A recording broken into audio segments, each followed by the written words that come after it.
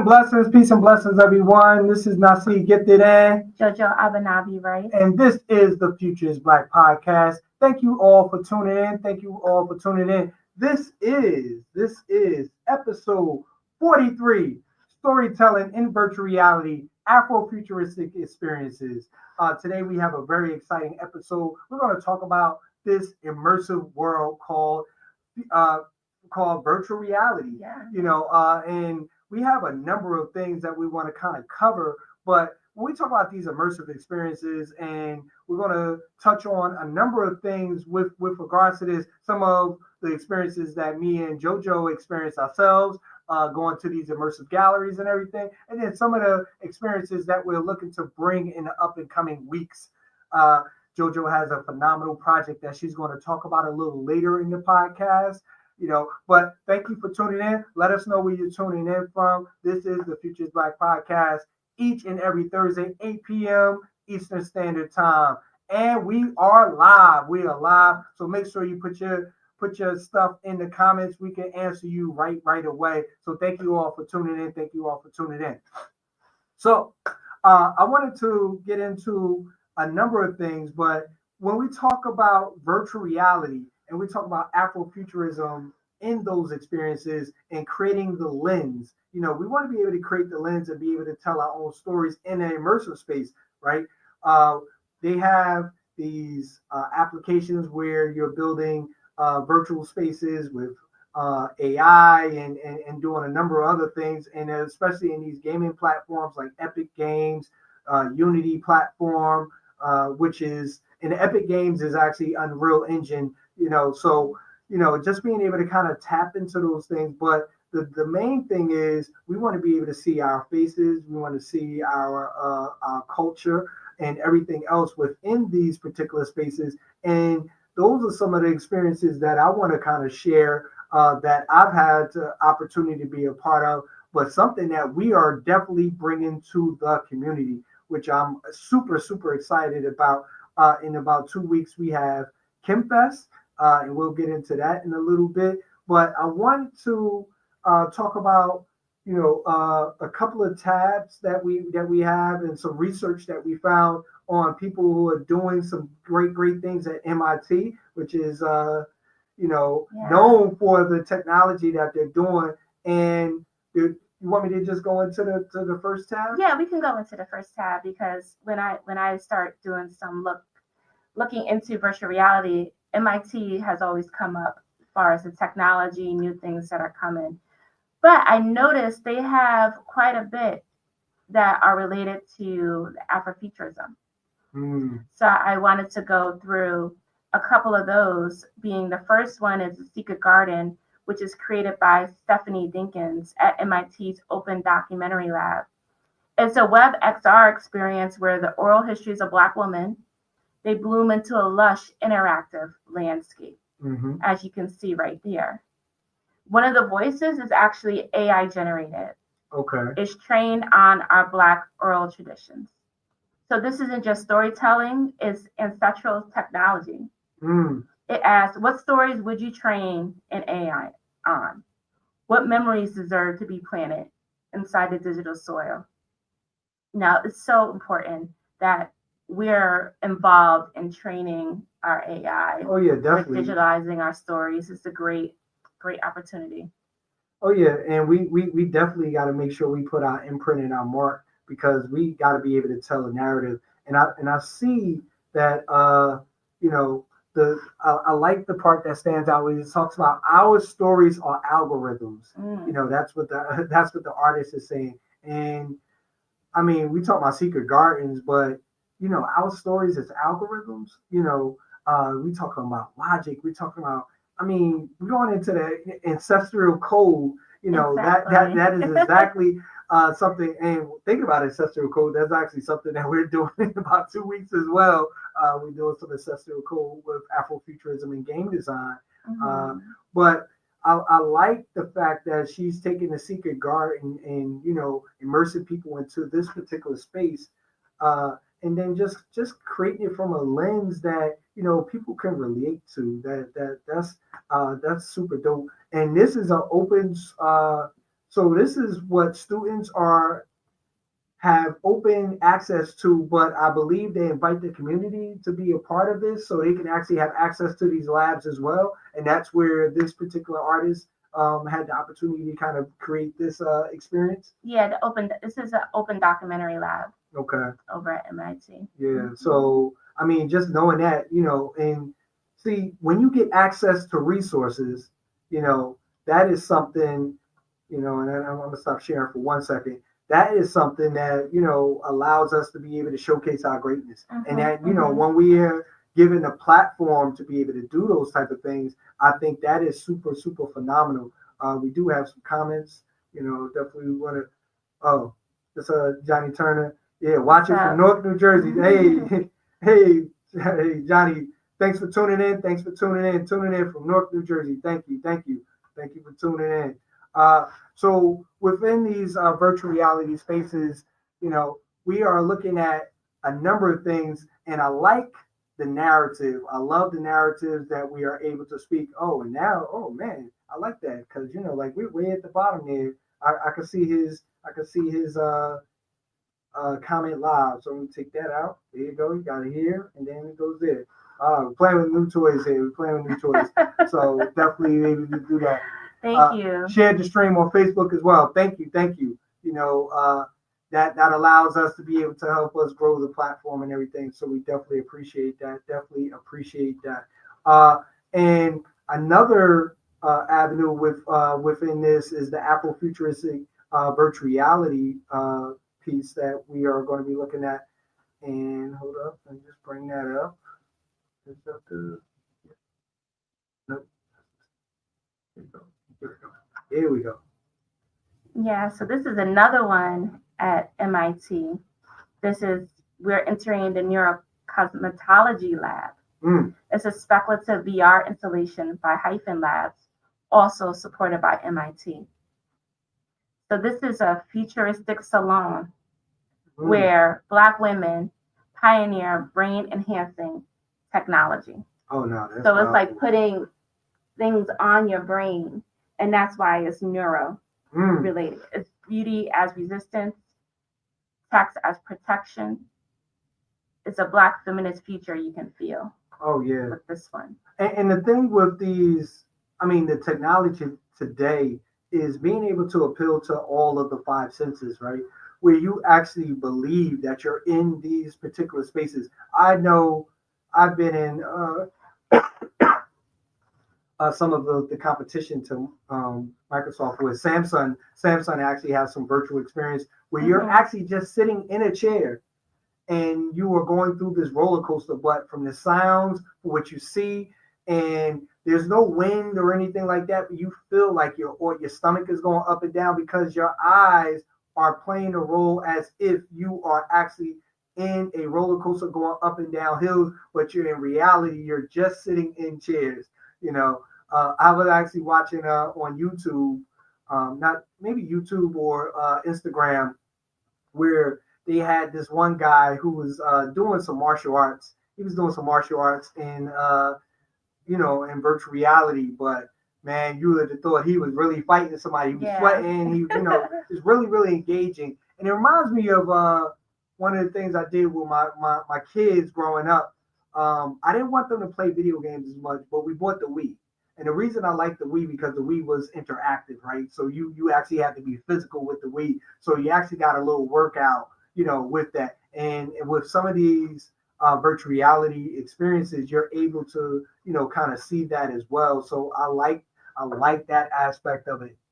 Hold on, we got that. Yeah. Let's see what the MPS is using prisms or virtual reality for science and math, and would be a way to provide some of our school students with these virtual experiences. Yeah, definitely. Yeah. So let's touch on that because we were involved with ByteCon with STEM City. Yep. Which is, we had one for Chicago and then Miami where students can go into the virtual reality space and learn STEAM within that as well. Yeah, so I've been seeing science labs. There's a number of different experiences where, back in my day, we used to dissect frogs, Mm-hmm. and then, kind of look I at love all that of the class. different layers, look at all the different layers. But now in virtual reality, you could take apart a whole body, look at the muscles, look at the tissues, look at the blood vessels and all of those different your organs, go under the organ, go around the organ, look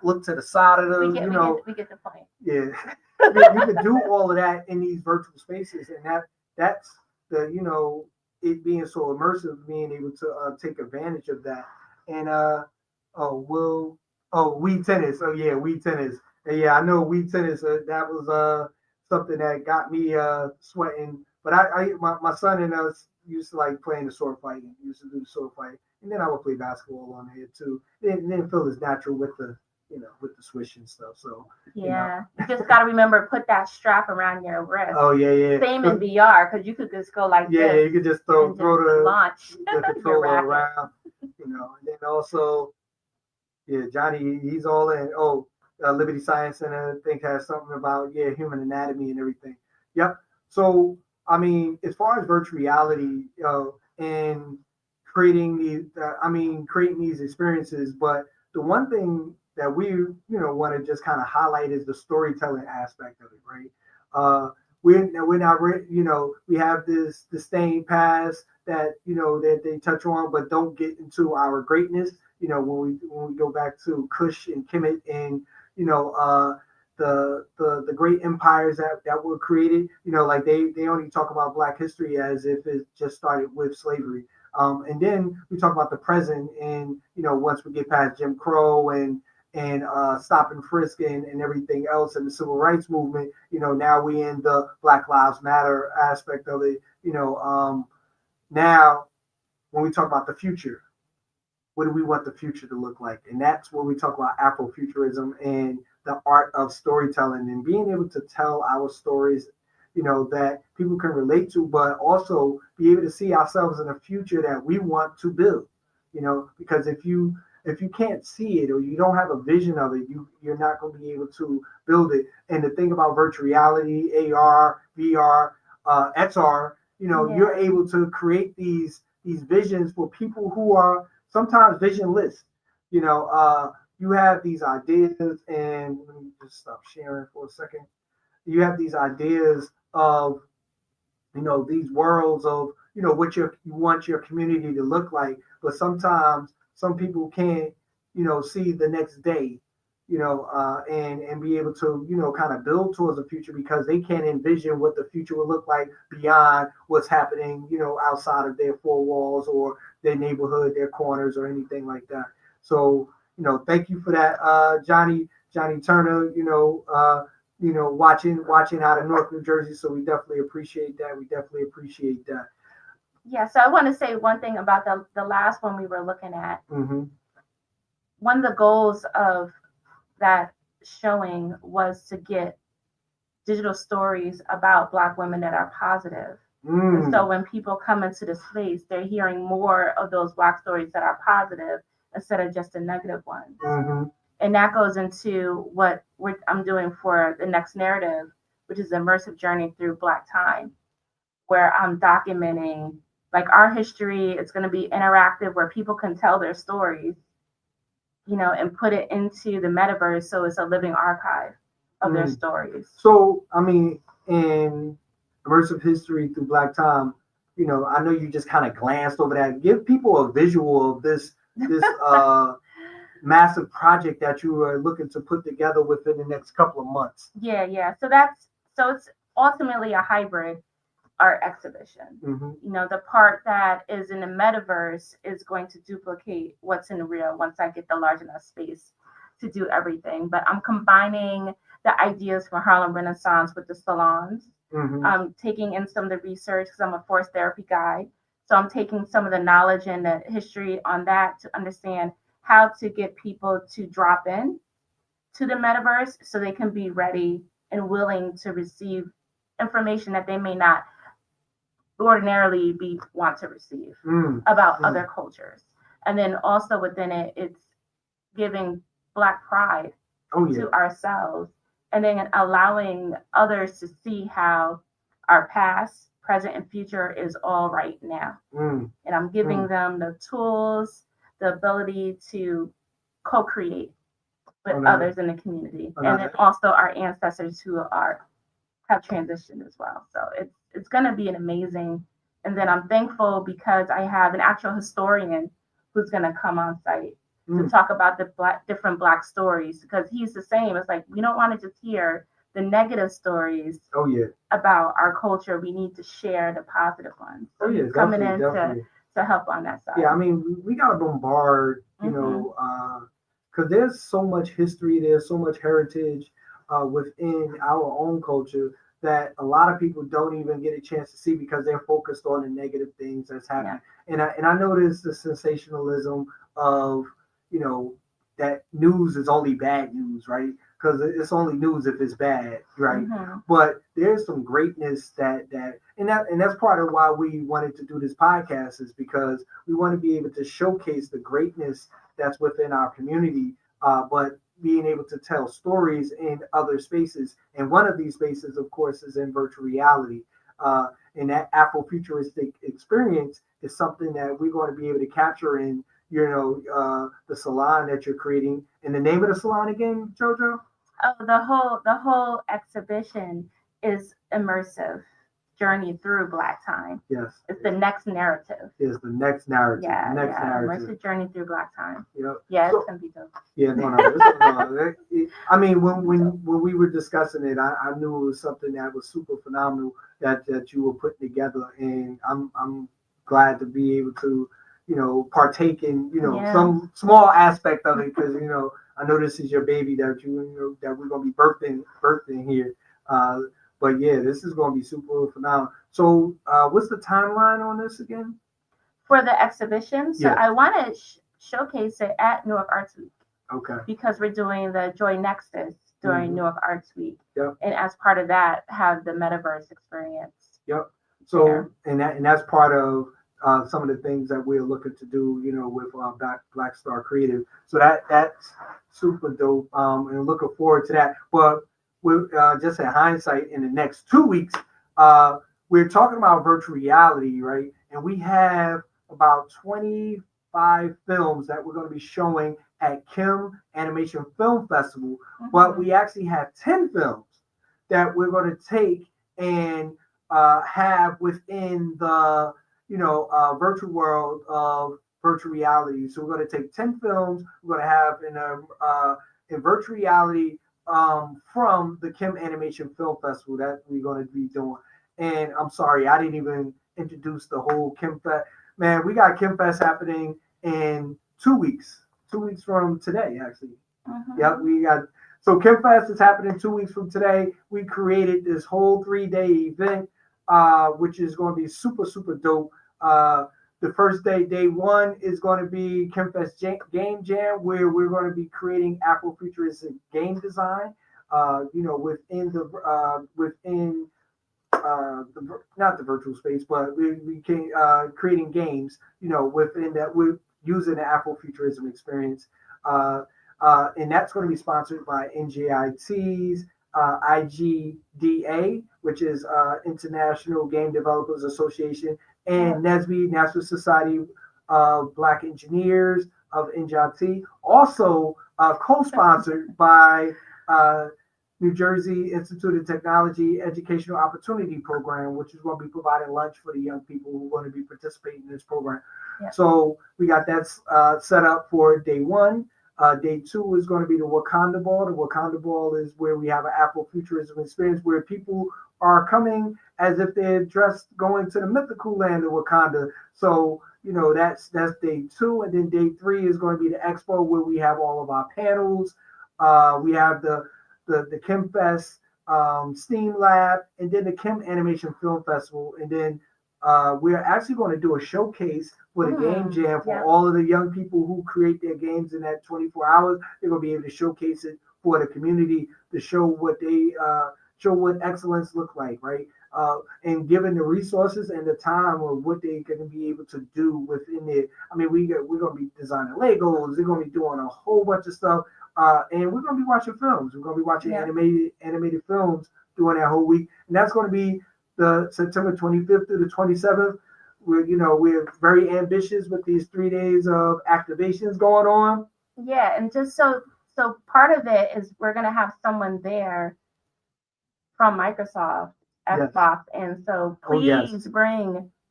They're not hiring, but they can help review your resumes and portfolios. She's from Xbox Recruiting, and she has offered to spend some time reviewing things and to get some feedback. So that's an opportunity you normally will not have. Oh yeah. So I think you need to say it again for the people in the back, because I don't know if they actually got that. So if you are looking to get into gaming, if you already have some experience in game design, we have someone from Xbox who is not hiring, but she will be reviewing portfolios and resumes and giving feedback to those individuals who would need that. And she's going to be doing one-on-one. She's going to be doing a whole group session, because when you're looking for these job opportunities, they have algorithms that they're looking for, keywords, key experiences, and everything. And this is some of the insights that she's going to be able to provide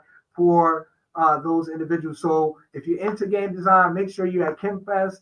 Make sure you don't miss that panel that's going on. We're going to unveil all of the programming is going to be up by the middle of next week. So the middle of next week, you'll see all of the programming for KHEM.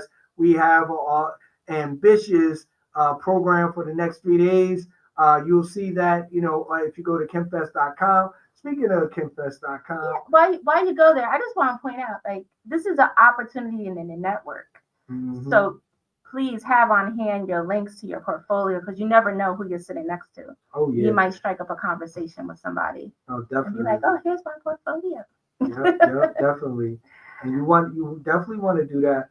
But within KHEMfest, just want to kind of, so if you ever when you go to KHEMfest, you go to KHEMfest.com, you can see, you can submit a film, but tickets to KHEMfest, to the Wakanda Ball. If you want to vend at KHEMfest, then you get the Vendor's Pass. The Vendor's Pass is a ticket in the KHEMfest portal. So just make sure that you're clear on that. And then we still have the Game Jam registration, which is slated for a couple other people. Volunteer. And then volunteers. We're looking for volunteers. I want to click on that real quick so people can see. Please fill this out. If you're looking to volunteer, you want to get in. You want to get in free, but you also want to be able to help and support the community. Hey, volunteer for KHEMfest. We have 3 days of events for you to be able to volunteer for. We do need the support. Excuse me. Going back. So if you go down to KHEMfest, our theme this year is frame by frame, our story unfolds. So we're looking to create this unforgettable Afrofuturism experience at KHEMfest 2025. Excuse me. And within that, you'll go here, you'll see our mission. This is our 11th annual. You'll see the history. We've always been about the community. We've always been about family. KHEMfest is from 0 to 99. We don't discriminate. Now, some of the other events we're discriminating, but KHEMfest in general, we don't discriminate. Now, and when I say discriminate, the Game Jam is slated for high school students only. The Wakanda Ball is for the adults. But KHEMfest, the expo, on Saturday is for everybody. It's for everyone. And you can see our KHEMfest, KHEM Animation Film Festival, where we're going to have 25 films we're going to be showing. The Game Jam, where you can level up your reality, score epic loot, swag bags, join the tribe, and you can see some of the sponsors and everything that's a part of that. And then the Wakanda Ball. I want to just show this quick video, because if you don't know what a Wakanda Ball is, I'm going to show you what the ball looks like.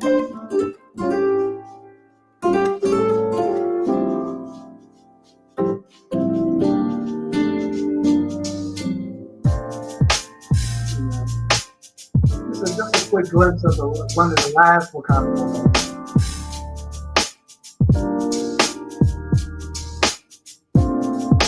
We had a great time. Battery food, a little bit of everything. We have a plethora of entertainment that's going to be happening.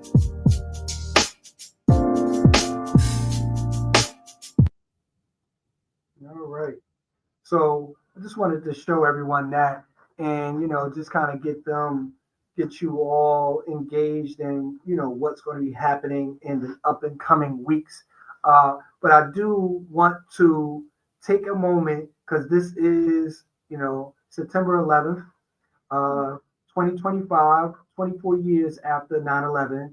Want to do a brief moment of silence because I know some of the audience members, as well as myself, has lost either family members or friends, during this time, and we don't want something like this to ever happen again. But it did put America on notice on how vulnerable we could be, thinking that we're it's so invincible over here that you know but for the lives that were lost, I definitely want to just do a moment of silence.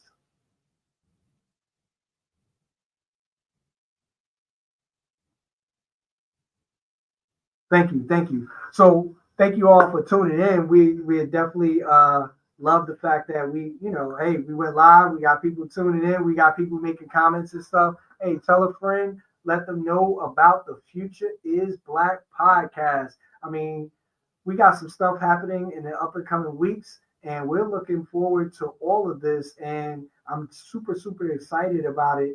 You know, uh, we just given an opportunity for the community to be able to come out and showcase their greatness, and that's what we've been doing.